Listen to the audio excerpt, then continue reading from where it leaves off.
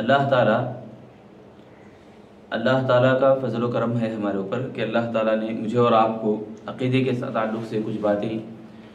سننے، سنانے اور یاد رکھنے اور عمل کرنے کی موقع عنایت فرمایا۔ اللہ تعالیٰ سے دعا ہے اللہ تعالیٰ ہم سب کو جو بھی باتیں ہم قرآن اور حدیث کی سنتے ہیں سمجھنے اور عمل کرنے کی توفیق عطا فرمائے، آمین۔ تو آج کلاس 5ویں ہے، ٹاپک ہے مخلوقات میں، یعنی اللہ تعالیٰ کی پیدا کردہ تمام مخلوقات اللہ کی تسبیح بیان کرتی ہیں۔ اس سے پہلے ہمیں موضوع سنے تھے کہ اللہ کے خاص مخلوق فرشتے اللہ کی ہمیشہ بڑائی بیان کرتے ہیں، ہمیشہ اللہ کی عبادت میں لگے رہتے ہیں، ذکر و اذکار کرتے رہتے ہیں بول کر دوسری کلاس میں سنے تھے۔ آج 5ویں کلاس میں تمام مخلوقات زمین کے اندر بلکہ کائنات کے اندر رہنے والی، جینے والی، بسنے والی تمام مخلوقات اللہ کی بڑائی بیان کرتے ہیں۔ اس بارے میں اللہ تعالیٰ نے سورہ نور میں فرمایا، الم تر ان اللہ یسبح له من فی السماوات والارض والطیر صافات کل قد علم صلاته وتسبیحہ واللہ علیم بما یفعلون۔ اللہ نے فرمایا کہ کیا اے نبی تم دیکھتے نہیں کہ زمین میں رہنے والے تمام اللہ کی بڑائی بیان کرتے ہیں، کل قد علم صلاته وتسبیحہ، اور سب کے سب یعنی تمام مخلوقات سب کے سب جانتے ہیں اللہ کی تسبیح کیسے کرنا چاہیے اور کس طرح سے اس کی بڑائی بیان کرنا ہے، اس کی نماز کیسے پڑھنی ہے۔ صلاته وتسبیحہ، صلاته بولے تو نماز، اور تسبیحہ بولے تو اس کی پاکیزگی۔ تو اللہ کی پاکیزگی اور اللہ کی نماز کیسے پڑھی جاتی ہے پورے مخلوق جانتے ہیں۔ حیران والی بات ہے، لقمان سلفی علیہ الرحمہ تفسیر کرتے ہوئے کہتے ہیں کہ پورے زمین میں بسنے والے، آسمان میں بسنے والے تمام چیزیں، انسان، جن اور فرشتے، ان کے علاوہ بات ہے فرشتوں کے بارے میں ہمیں سنیں۔ اب انسان جن کو چوائس ہے کہ عبادت کریں گے تو اللہ جنت دے گا، عبادت نہیں کریں گے اللہ تعالیٰ سزا دے گا۔ تو رہی بات ان تمام چیزوں کی جو ان سے الگ ہے، سب کے سب کل قد علم صلاته وتسبیحہ، ہر ایک چیز اللہ کی نماز، اللہ کی بڑائی بیان کرنا کس طرح سے وہ جانتی ہے، ان کو معلوم ہے۔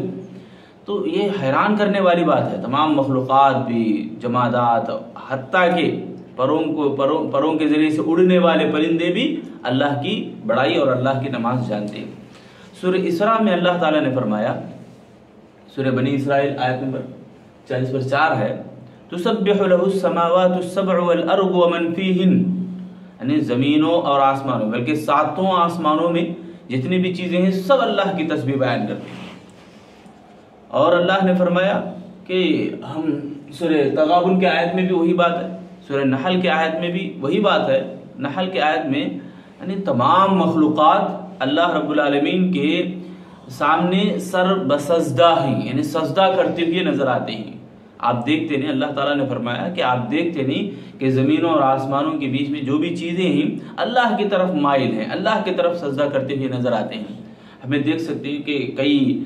سورج جب غروب ہوتا ہے، تفسیر میں آتا ہے سورج جب غروب ہوتا ہے تو تمام چیزیں اللہ کی طرف سجدہ کرنے والی ہو جاتی ہیں۔ اس سے ایک اور معنی یہ بھی کہ تمام اپنے اپنے مدار میں بھی جھکے ہوئے نظر آتے ہیں، اپنے اپنی جگہ پر بھی اللہ کی تسبیح، اللہ کے سامنے سجدہ کرتے ہوئے نظر آتے ہیں۔ تو اس طرح ہمیں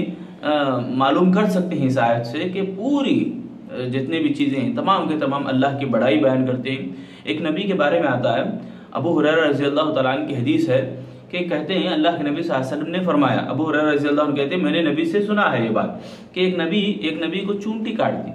ایک نبی کو چونٹی کاٹ دی تو اس نبی نے کیا کیا، چونٹی کی جو آبادی ہے وہاں پر اس کو آگ لگا کے چلے گئے۔ اللہ تعالیٰ وہی نازل فرمایا، کہا کہ اے نبی آپ کو ایک چونٹی کاٹی تھی، آپ نے چونٹی کی پوری امت کو جلا دیا، جو اللہ کی بڑائی بیان کرتی ہے۔ اللہ نے وہی نازل فرمائی۔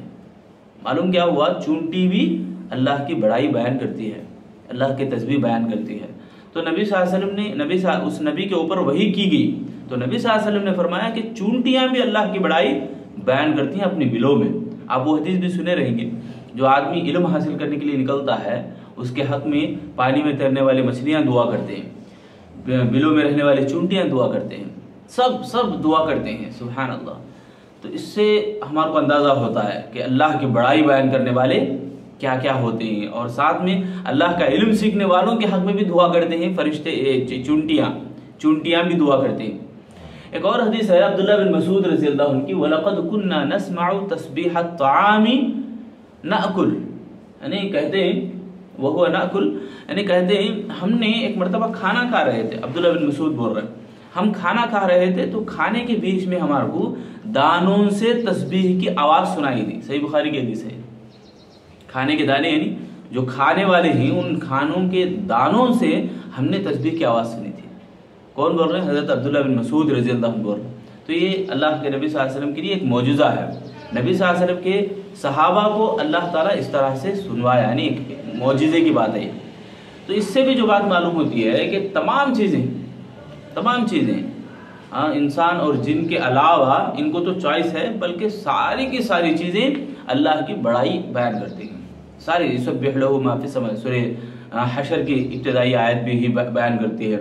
سورۃ الحدید کی پہلی آیت بھی سبح للہ ما فی السماوات والارض، یعنی تمام زمینوں اور آسمانوں کے بیچ میں جتنی بھی چیزیں اللہ کی بڑائی بیان کرتی ہیں۔ تو مجھے اور آپ کو یہ بات لینا ہے اس کلاس کے ذریعے سے کہ پوری کائنات میں سب کے سب اللہ کی بڑائی بیان کرنے والے ہیں، تو ہم انسان، اللہ نے ہمیں اشرف المخلوق بنایا، تمام مخلوقات میں اشرف بنایا، تو ہمیں اور زیادہ اللہ رب العالمین سے گڑ گڑانے والے، اللہ سے بڑائی اور پاکیزگی بیان کرنے والے بننا چاہیے۔ ایک سبق ہمیں حاصل ہوتا ہے، اگر ہم اللہ کی بڑائی بیان کرتے ہیں تو اللہ نے جزا اور سزا رکھا ہے، ان سب کے لیے نہیں ہے، چونٹیوں کے لیے،